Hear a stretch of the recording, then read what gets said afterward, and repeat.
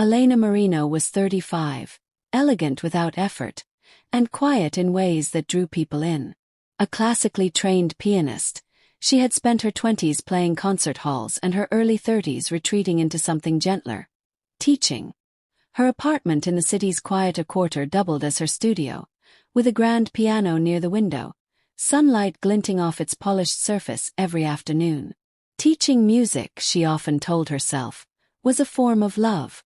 She could guide young hands over ivory keys, shape melodies from hesitation, and in rare cases, witness something more than skill, emotion. That was what she lived for. Then came Jamie.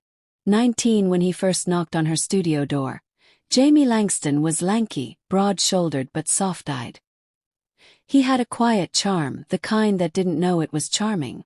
A university freshman studying architecture, he had picked up piano late, mostly as a break from blueprints and CD software.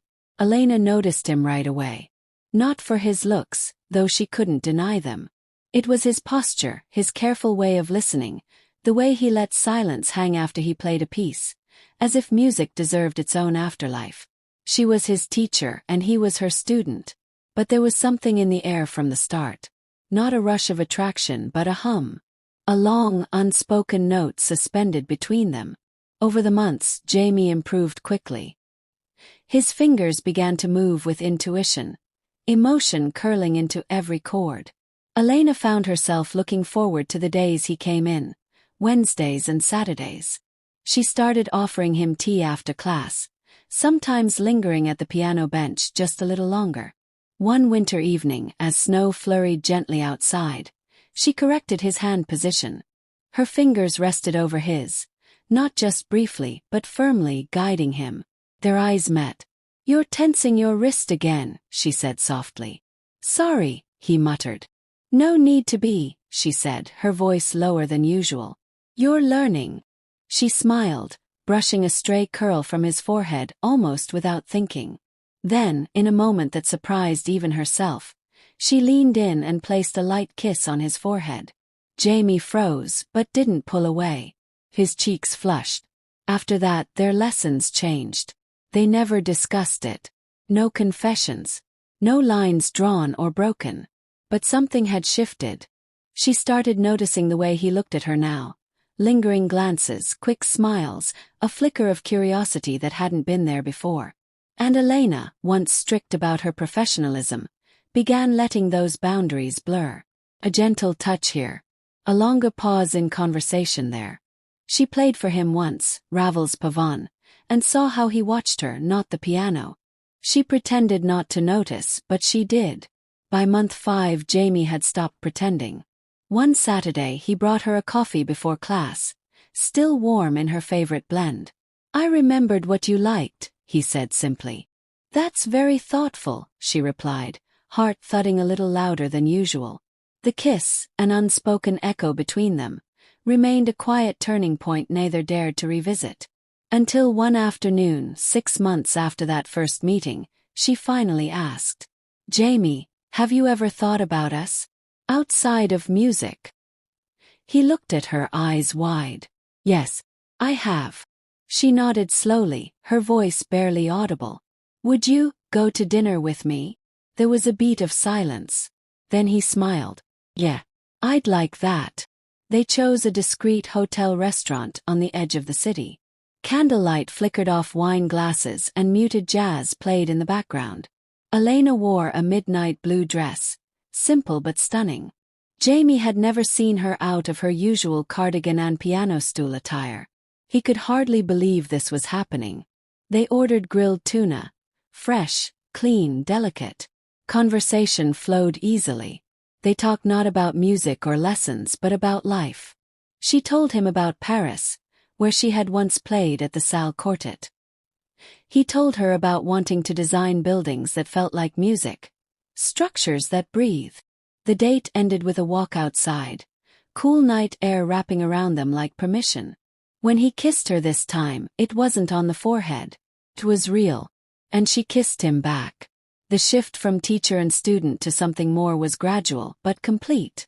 After that first date, they no longer pretended. Jamie still came for lessons, But now the hour was often split between music and conversation. Sometimes when the blinds were drawn, between notes and quiet kisses. Their bond deepened with each week, full of curiosity, trust, and the delicate awkwardness of new love.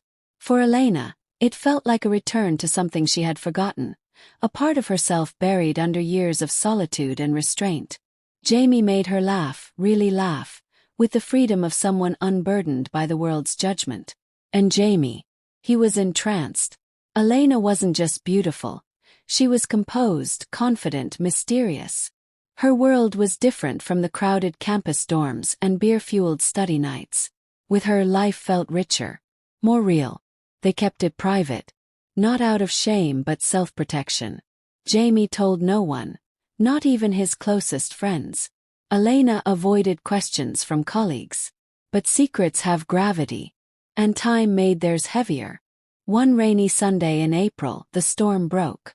Jamie had left his phone unlocked on the kitchen counter at his mother's house. He had stopped by for a quick lunch visit after spending the night at Elena's. The device buzzed, lighting up with a preview. Elena M. Still tasting you on my lips. Miss you already. It was a message full of warmth, tenderness, and just enough implication to raise every alarm. His mother, Marie Langston, was not nosy by nature, but she was observant. She picked up the phone. One look was enough. Her hands trembled as she read the name. Elena Marino. The same woman Jamie had mentioned months ago in passing. His piano teacher. The older woman with the incredible ear. Her mind connected the dots with alarming speed. 20 years old. 35. Teacher. Student. Jamie returned from the bathroom minutes later to find his mother pale and silent, phone in hand. Jamie, she said slowly. Who is Elena Marino to you? The air between them went still. Jamie stared at her, heart pounding. She's someone I care about. You're in a relationship with her? Marie's voice was quiet, controlled. He hesitated. Yes. Her face fell. She's your teacher. I'm not a child, Mom. You're still her student. And she's 35. He tried to speak, but she cut him off. That's an abuse of trust, Jamie. She's in a position of authority over you. Don't you see that? Jamie's voice rose. It's not like that. She never forced anything. We fell for each other, slowly. He's careful. Respectful. You don't know her. Marie's hands clenched the phone like it was evidence. You're my son. I know when you're vulnerable, when you're searching. And I know when someone is taking advantage.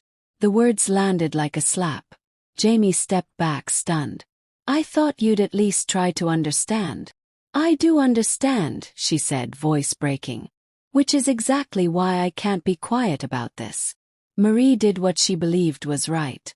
She contacted the university's music department and raised a concern. Not an accusation, but enough to spark a quiet inquiry. She didn't want to ruin Elena's career. She only wanted her son to be safe.